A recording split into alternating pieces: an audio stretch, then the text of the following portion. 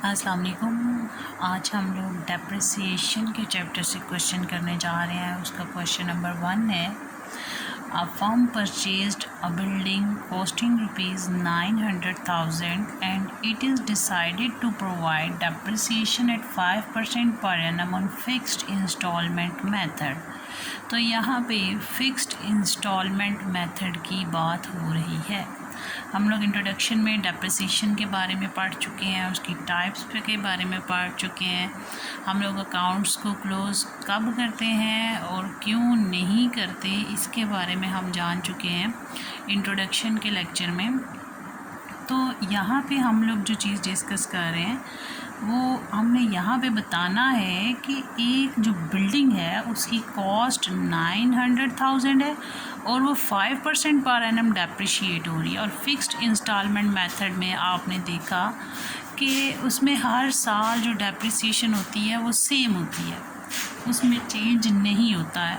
अगर आपने 5% ली है अभी, तो जो अमाउंट आएगी वही अगले जो 5 साल की इसने डेप्रिसिएशन बोली है उसमें सेम अमाउंट से हम लोगों ने इसे डेप्रिशिएट करना है। उसकी उतनी वैल्यू को सेम अमाउंट से हर साल बुक अमाउंट में से हम लोग डिडक्ट करते जाते हैं, बुक वैल्यू में से डिडक्ट करते जाते हैं। तो जब तक इसकी वैल्यू ज़ीरो नहीं हो जाती हम लोग इसको जो डेप्रिशिएट एसेट को करते जाते हैं। लेकिन यहाँ पे हमारे पास जो बात हुई है उसने कहा है कि आपने सिर्फ़ और सिर्फ 5 साल के लिए जो इसकी डेप्रिसिएशन है उसको फाइंड आउट करना है। तो क्वेश्चन स्टार्ट करते हैं। देखिए, जब हम एसेट खरीदते हैं तो इसके बैकेंड पे जो एंट्री होती है तब हमारे पास एंट्री हुई होगी, क्या हमने खरीदा? बिल्डिंग अकाउंट को डेबिट किया और हमारे पास क्रेडिट क्या हुआ? कैश क्रेडिट हुआ। आप लोगों ने फर्स्ट ईयर में लेजर्स बनाना सीखे थे।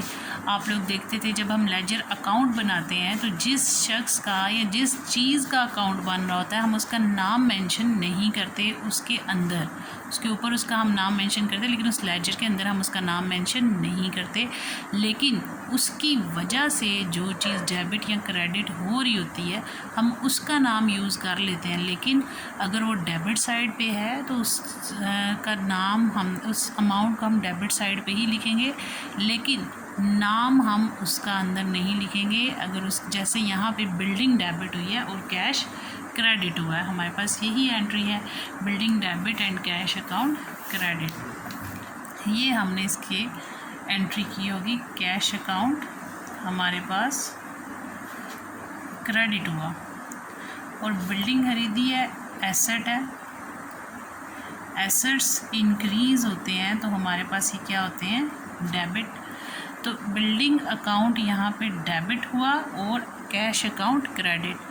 अब जो मैंने डेप्रिसिएशन अकाउंट बनाना है बिल्डिंग का, तो उसकी डेबिट साइड पे मैं कैश का नाम लिखूँगी क्योंकि बिल्डिंग डेबिट हो रही है, इसलिए उसका नाम तो नहीं मैं यूज़ कर सकती, लेकिन उसके बिहाफ पे जो क्रेडिट हो रहा है उसका नाम यूज़ करूँगी और इसकी अमाउंट यूज़ करूँगी।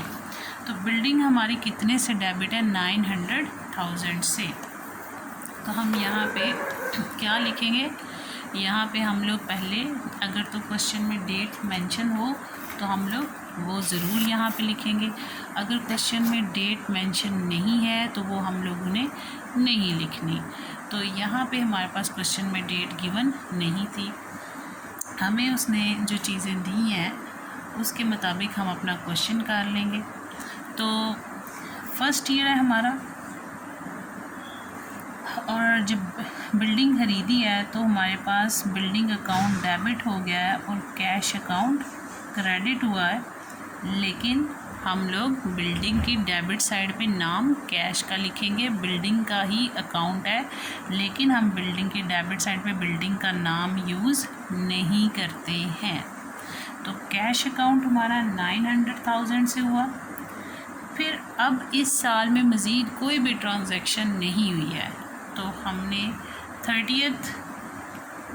31 दिसंबर को इसका डेप्रिसिएशन निकालना है।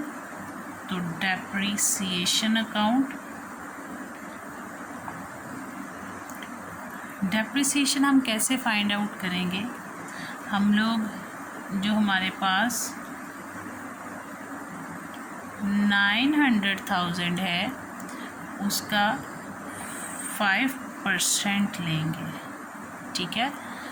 5% लेंगे तो हमारे पास क्या आ जाएगा 45,000। अब ये टोटल कितनी अमाउंट है 900,000, इसमें से हमारा 45,000 जो डेप्रिसिएशन है वो लेस होगी तो हमारे पास बैलेंस कैरेट डाउन आ जाएगा जो कि 8,55,000 टोटल वही हो गया। क्योंकि इस साल में मज़ीद कोई भी ट्रांजैक्शन नहीं हुई, अब ये हमारा इस साल का बैलेंस क्लोज हुआ तो अब ये नेक्स्ट में ट्रांसफ़र हो जाएगा सेकेंड ईयर में। सेकेंड ईयर में बैलेंस ब्रॉट डाउन, कितना बैलेंस ब्रॉट डाउन है 8,55,000। अब फिर 31 दिसंबर को डेप्रिसिएशन चार्ज करनी है, डेप्रिसिएशन अकाउंट, और हमारे पास ये स्ट्रेट लाइन मेथड है तो ये हमारा सेम अमाउंट, मैंने आपको स्टार्टिंग में ही बताया कि हर साल सेम अमाउंट से डेप्रिशिएट होगा 45,000। तो बेटा बुक वैल्यू क्या होती है, अब ये तो होगी इस साल के स्टार्ट में बुक वैल्यू। अब जब इसमें से माइनस हो जाएगी डेप्रिसिएशन तो वो इसकी बुक वैल्यू होगी। 8,55,000 में से 44,000 लेस हो गया तो हमारे पास बैलेंस कैरेट डाउन आएगा 8,10,000। ये क्या है आपके पास, इसकी बुक वैल्यू है जो हमारे पास अब इतनी अमाउंट रहेगी है, ये हमारे पास बिल्डिंग की बुक वैल्यू है इस दूसरे साल में। अब हम लोग इसका टोटल करेंगे, वही आएगा जो हमारे पास टोटल है 8,55,000 और यहाँ भी 8,55,000। 8,55,000 आया, ये इस साल का बैलेंस क्लोज हुआ और ये नेक्स्ट में हम लोग थर्ड ईयर में ट्रांसफ़र करेंगे। यहाँ पे हम थर्ड ईयर लिख रहे हैं, इसमें हमने ट्रांसफ़र किया बैलेंस ब्रॉट डाउन, कितना बैलेंस ब्रॉट डाउन है 8,10,000। अब फिर 31 दिसंबर को इसने डेप्रिसिएशन निकालनी है और हमारा स्ट्रेट लाइन मेथड है इसलिए डेप्रिसिएशन सेम रहेगी। डेप्रिसिएशन अकाउंट 45,000, 8,10,000 में से 45,000 लेस हो जाएगा तो बैलेंस कैरेट डाउन आ जाएगा, कितना आएगा 7,65,000 और टोटल वही है 8,10,000। अब बुक वैल्यू क्या है ये, अब ये ट्रांसफ़र होनी है नेक्स्ट ईयर में उसकी बुक वैल्यू के तौर पे 4 ईयर में। बैलेंस ब्रॉट डाउन इस साल फिर जो स्टार्ट में बुक वैल्यू है वो कितनी है 7,65,000। फिर 31 दिसंबर को हम लोग इसे डेप्रिशिएट करेंगे। डेप्रिसिएशन अकाउंट, कितनी डेप्रिसिएशन है 45,000 क्योंकि उसी अमाउंट से हम इसे डेप्रिशिएट करते जा रहे हैं तो 45,000 7,65,000 में से लेस होगा 45,000 तो हमारे पास बैलेंस कैरेट डाउन आ जाएगा। ये कितना आएगा 7,20,000 और फिर टोटल वही हो गया हमारे पास 7,65,000 और यहाँ भी 7,65,000। हमें उसने 5 साल का अकाउंट बनाने को बोला है तो हम लोग 5 साल का बनाएंगे। 4 साल का बन गया, अब हम 5वें साल में इसका बैलेंस लेके जाएंगे 5 ईयर में। अब इसकी बुक वैल्यू कितनी है, बैलेंस ब्रॉट डाउन करेंगे 7,20,000 तो फिर 31 दिसंबर को इसको अगेन डेप्रिशिएट किया, तो डेप्रिसिएशन इसकी क्या आती है, वही 45,000, क्योंकि स्ट्रेट लाइन मेथड है। सो 7,20,000 में से 45,000 माइनस करोगे तो बैलेंस कैरेट डाउन आपके पास आएगा। ये अब आपके पास कितना आता है, 6,75,000, और टोटल हमारे पास 7,20,000 आता है।